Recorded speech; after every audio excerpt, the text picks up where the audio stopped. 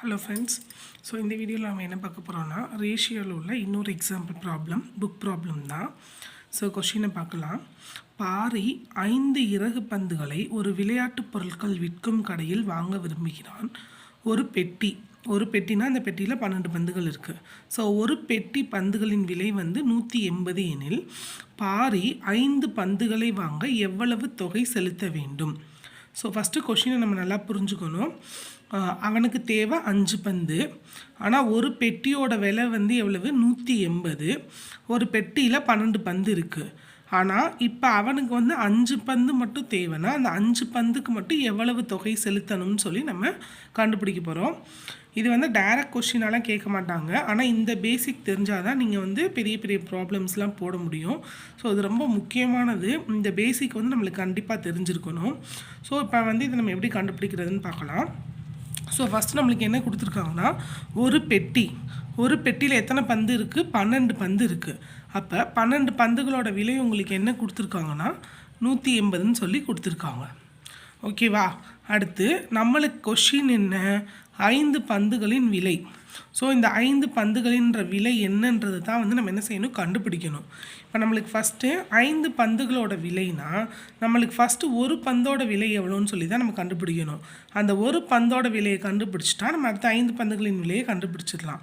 அப்போ ஒரு பந்தின் விலை, இந்த ஒரு பந்தின் விலை நம்ம எப்படி கண்டுபிடிக்கணும்னா, இந்த பந்துன்னு இல்லை ஃப்ரெண்ட்ஸ், வேறு எதுனாலும் உங்களுக்கு ஒரு அந்த பொருளோட விலைன்னு உங்களுக்கு கேட்டாங்கனாலே நீங்கள் என்ன செய்யணும்னா, ஃபஸ்ட்டு மேலே வந்து அந்த கொடுத்துருக்க பொருளோட மொத்த தொகை. ஸோ இங்கே வந்து 12 பொருட்கள் கொடுத்துருக்காங்க. அப்போ 12 பொருட்களோட மொத்த தொகை என்ன கொடுத்துருக்காங்கன்னா 180ன்னு கொடுத்துருக்காங்களா? அந்த கொடுத்துருக்க பொருட்களோட மொத்த தொகை divided by the number of things, அந்த எத்தனை பொருட்களோட எண்ணிக்கையோ அதை வந்து டிவைட் பண்ணணும். சரியா?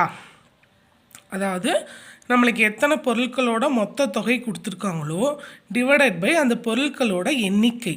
இப்போ நம்ம வந்து அந்த இதை டிவைட் பண்ணோன்னா நம்மளுக்கு வந்து ஒரு பொருளோட அந்த ஒரு பந்தோட விலை கிடச்சிரும். ஓகேவா? இது மட்டும் நல்ல முக்கியமானது, இதை மட்டும் நல்லா பார்த்துக்கோங்க. ஓகேவா?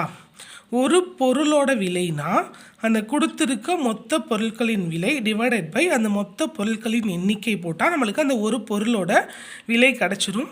இதை வேணால் நீங்கள் நோட் சைடில் எழுதி கூட வச்சுக்கோங்க, உங்களுக்கு புரியாட்டினா நெக்ஸ்ட்டு சம்ஸ் பார்க்கும்போது உங்களுக்கு யூஸ்ஃபுல்லாக இருக்கும். ஒரு பொருளோட விலைனா அந்த மொத்த பொருட்களோட விலை டிவைடட் பை அந்த மொத்த பொருட்களின் எண்ணிக்கை. ஓகேவா? ஸோ உங்களுக்கு புரிஞ்சிருக்கும்னு நினைக்கிறேன்.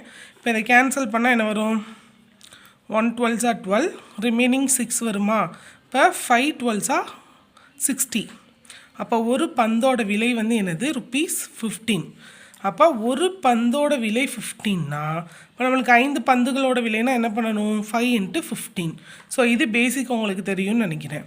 அப்போ ஒரு பந்தோட விலை ₹15னா 5 பந்துகளின் விலை வந்து என்னது? ₹15 × 5. ஓகேவா? அப்போ ஒரு பந்தோட விலை ₹15, 5 பந்துகளோட விலைனா என்ன பண்ணணும்? அந்த 5 × 15.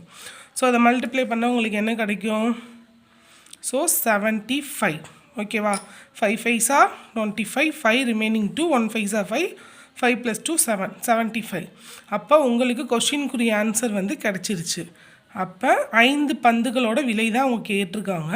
அப்போ 5 பந்துகளுக்கு நம்ம எவ்வளோ தொகை செலுத்தணும்னா ₹75. ஓகேவா? ஸோ இது உங்களுக்கு புரிஞ்சிருக்கும்னு நினைக்கிறேன். ரொம்ப ஈஸியானது தான், ஆனால் இதில் நம்ம பார்க்குற இந்த மெத்தடு தான் ரொம்ப முக்கியம். இதுதான் வந்து ஃப்யூச்சரில் பெரிய ப்ராப்ளம்ஸ்க்கெல்லாம் வந்து நம்ம கண்டுபிடிக்கிறதுக்கு ரொம்ப முக்கியமாக தேவை. ஸோ பார்த்துக்கோங்க, நல்லா பார்த்துக்கோங்க. ஏதாச்சும் டவுட்னா கமெண்ட் பண்ணுங்கள். Thank you so much.